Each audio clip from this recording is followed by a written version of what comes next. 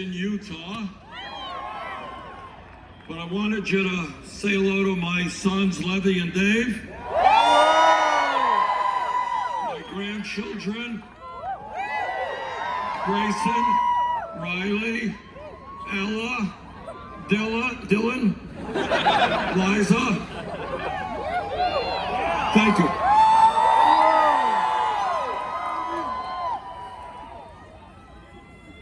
Well, thank you all. A lot of people here, wow.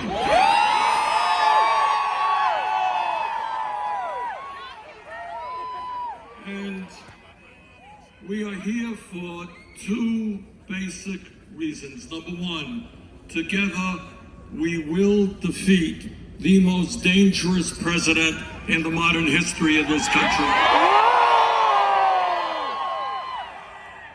The American people will not re-elect someone who is a pathological liar.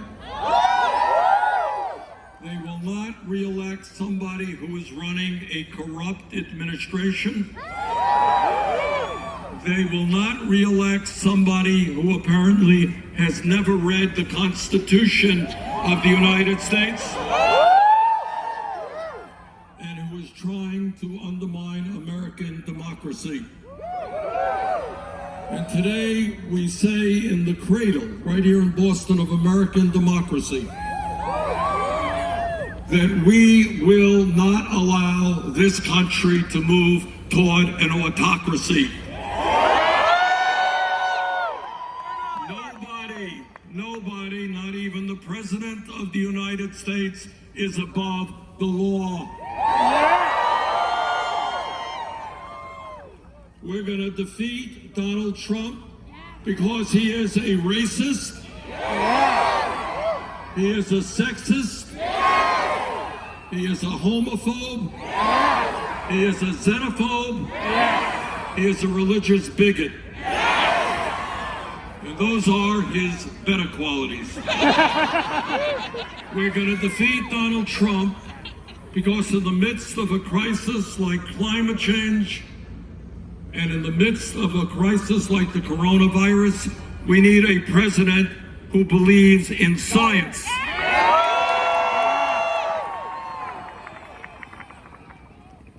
We are going to defeat Donald Trump because not only is he a pathological liar, he is a fraud. He told the American people in 2016 that he would provide health care to everybody. Remember that? He lied. He actually tried to take away health care from 32 million people. Trump said his tax plan would not benefit the rich. You remember all that? He lied. Over a 10-year period, 83% of the benefits go to the top 1%, the people who need it the least. Trump said that he was a different type of Republican. He would not cut Medicare, Medicaid, or Social Security. He lied. If you take a look at his budgets, that is exactly what he tried to do. Massive cuts to Medicare, Medicaid, and Social Security. Now, we're going to defeat Donald Trump for a couple of reasons. Number one, we are putting together the strongest grassroots movement in the modern history of America. This is not just a campaign, we are a movement. We are a multi-generational, multi-racial grassroots movement, black and white, Latino, Native American, Asian American. Trump wants to divide us up but we are coming together around an agenda that works for all of us, not just the 1%.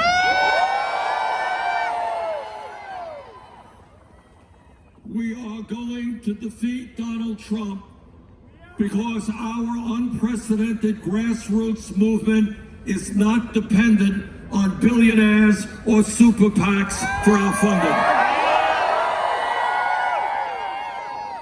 We don't have a super PAC. We don't want a super PAC. We don't need a super PAC. We don't go to billionaires' homes begging for money. In fact, we have raised more contributions from more Americans at this point in a campaign than any campaign in the history of America.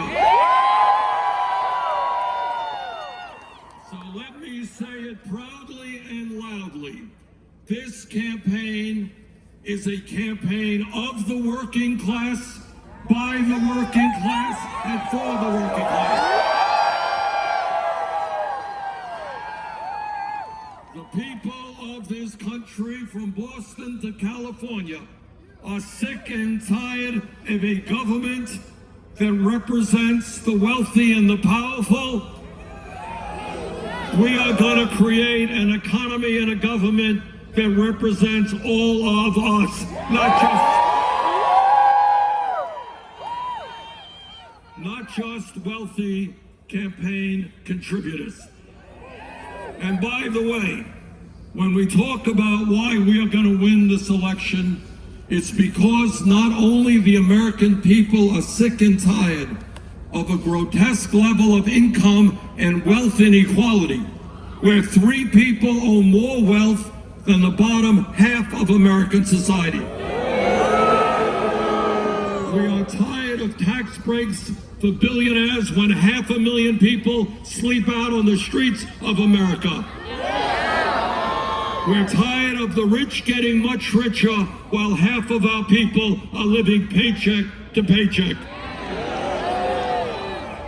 And we're gonna win this election because the American people are tired of a corrupt political system. We're tired of people like Mayor Bloomberg or anybody else. We are a democracy, not an oligarchy. We don't want billionaires buying elections. And that is why we're going to overturn this disastrous Supreme Court decision on Citizens United. It's why we're going to move to public funding of elections. And it's why we are going to put an end to voter suppression in this country. Now, as some of you may know, the establishment is getting very nervous about our campaign. And tonight they're going to turn on the TV and they're going to find that 10,000 people came out to the Boston Commons.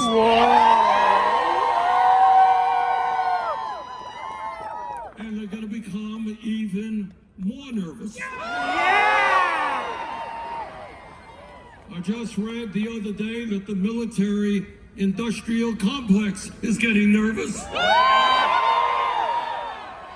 They're afraid we're going to end endless wars.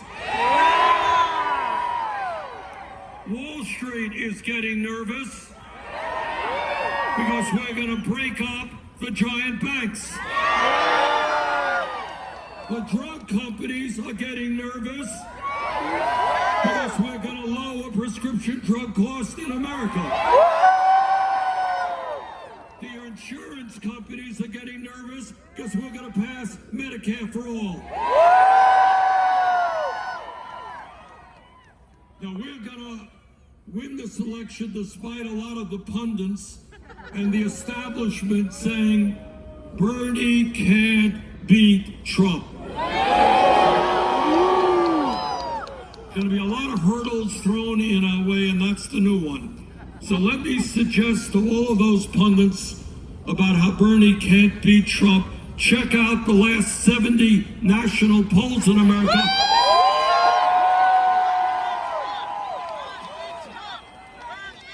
And we win 65 of them.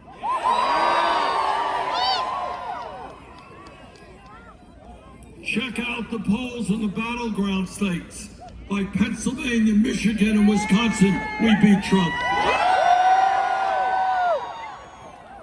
The truth is that the only way we beat Trump is when we put together the largest voter turnout in the history of this country.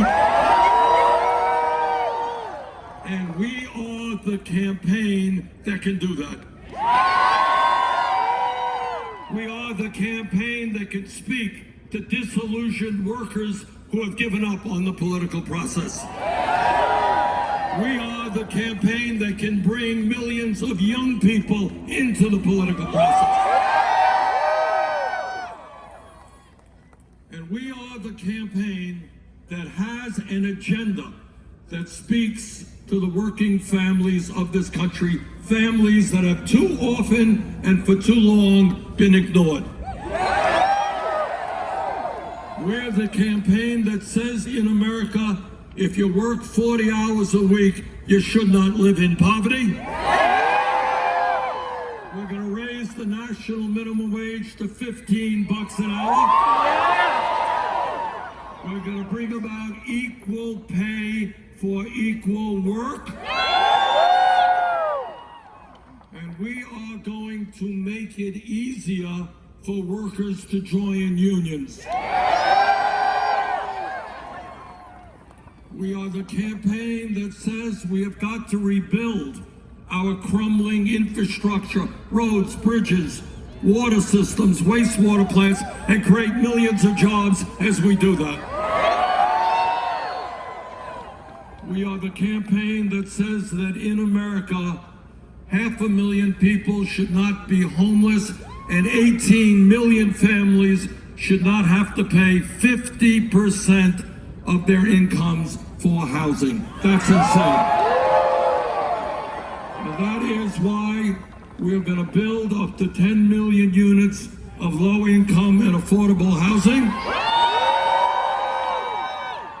And it's why we are going to tell landlords, stop the gentrification. Stop ripping off your tenants. And we are the campaign that says that all of our young people have a right to the highest quality education, high quality, universal, affordable child care for all, tripling funding for low-income Title I schools, and because we believe in education, we believe in our teachers.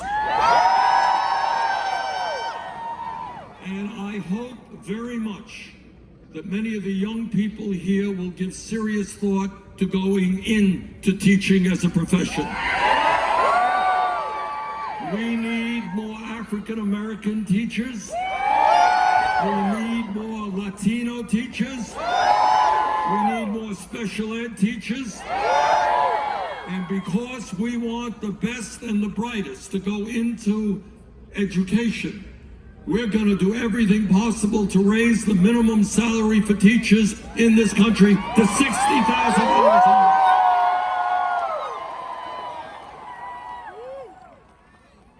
a year. And our campaign has stood forthrightly, not only now, but for decades, in making the common sense proposition that health care is a human right, not a privilege. Today we have a cruel and dysfunctional health care system, and don't let anybody tell you otherwise. We are the only major country on earth not to guarantee health care to all of our people. If our neighbors to the north in Canada if France and Germany and the UK, if Finland and Denmark and Sweden and Norway, if countries all over the world can somehow figure out a way to provide health care to all as a human right, don't tell me United States of America can't do the same. This dysfunctional healthcare system is costing us twice as much per person for healthcare as do the people of any other country pay. Twice as much, 11,000 for every man, woman, and child. And yet, despite that huge expenditure, 87 million of us are uninsured or underinsured, and 30,000 die each year in America because they don't get to a doctor on time. And we have a pharmaceutical industry which is not only greedy, it is corrupt. It is involved in collusion and price fixing, ripping us off, charging us by far the highest prices in the world for prescription drugs. And if you want to hear about cruelty, understand that last year, 500,000 Americans went bankrupt because of medical debt. Think about it. Somebody is struggling with cancer or heart disease or Alzheimer's. They got enough to worry about. They're fighting for their lives. And yet under this cruel system, 500,000 of them went bankrupt because of outrageous medical bills. And that is why, whether the drug companies like it or not, whether the insurance companies like it or not, we are going to pass a Medicare for all single-payer program.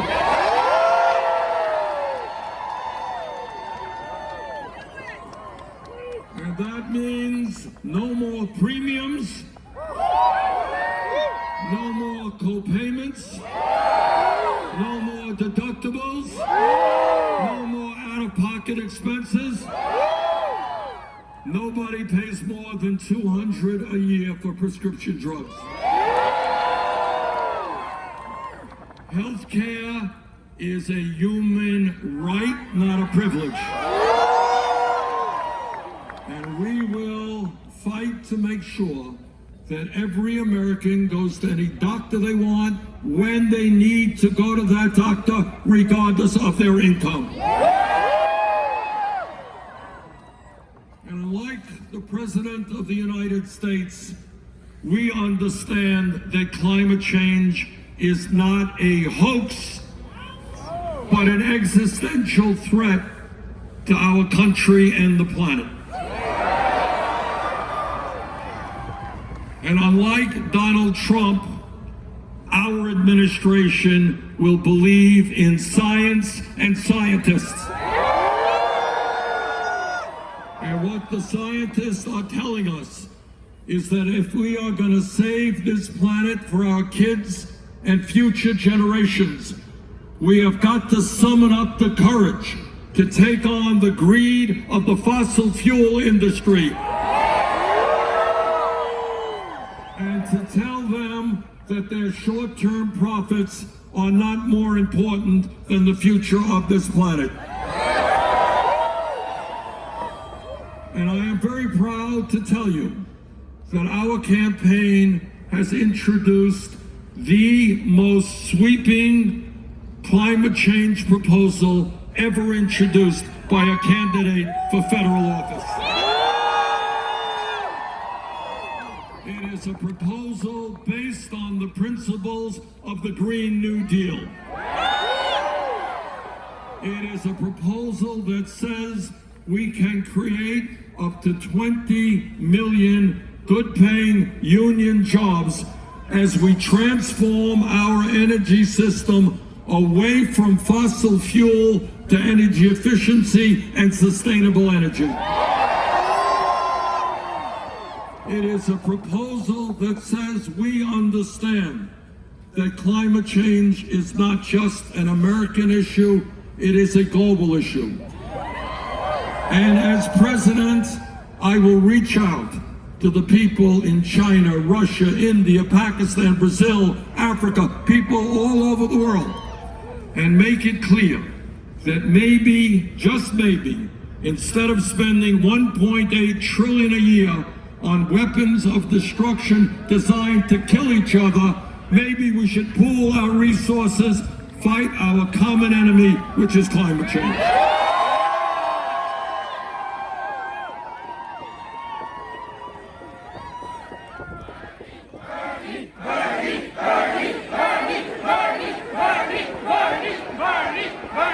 When we talk about addressing the crises facing our country, the time is long overdue to address a broken and racist criminal justice system. As Americans, we are sick and tired of having more people in jail, disproportionately African American, Latino, and Native American, than any other country on earth.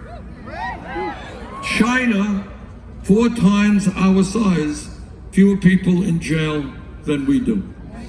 That is a disgrace that we're going to end, and we're going to end it for a start by investing in our young people in jobs and education.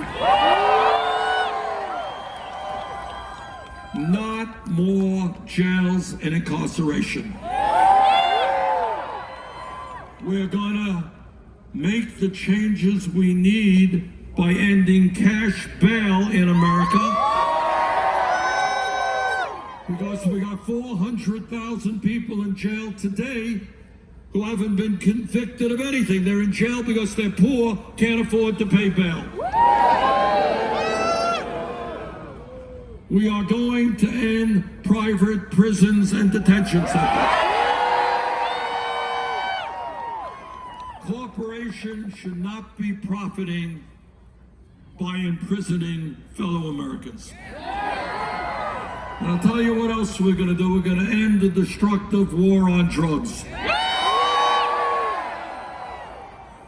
Turns out there are a number of interesting things the president can do with an executive order. And one of them is to legalize marijuana in every state in the country. And what we are also going to do is move to expunge the records of those arrested for possession. And when we talk about broken systems, time is long overdue for a major overhaul of a broken immigration system. On day one, we restored the legal status for the 1.8 million young people eligible for the DACA program. On day one, we end a border policy which allows federal agents to snatch babies from the arms of their mothers. And under our administration, we will move forward to pass comprehensive immigration reform and a path towards citizenship. All of us, no matter what our political views may be, are horrified by the amount of gun violence we see in this country. So let me simply say to you that our strong gun safety proposals will be dictated by the American people, not the NRA. Now, Trump and his friends are intimidated by the NRA. The Republican leadership is intimidated by the NRA. We are not intimidated by the NRA. We will pass what the American people want, which among many other things is universal background checks. People who have a history of violence, including domestic violence, should not be owning guns. We're going to end the gun show loophole. And we're going to do something that I have believed in for over 30 years. and that is end the sale and distribution of assault weapons in this country.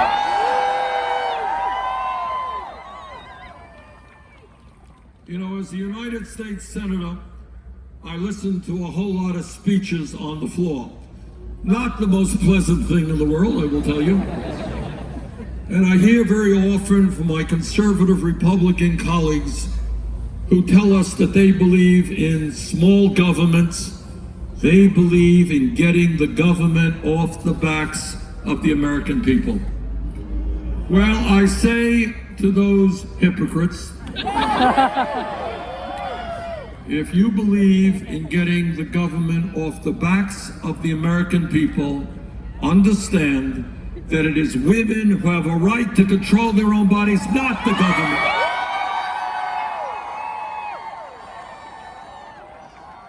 So my promise to you is I will never nominate anybody to the Supreme Court or the federal bench who is not 100% Roe v. Wade.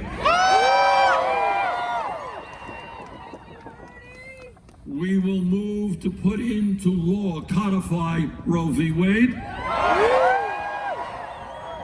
Trump and his friends, they want to cut funding for Planned Parenthood. We're going to greatly expand funding for Planned Parenthood.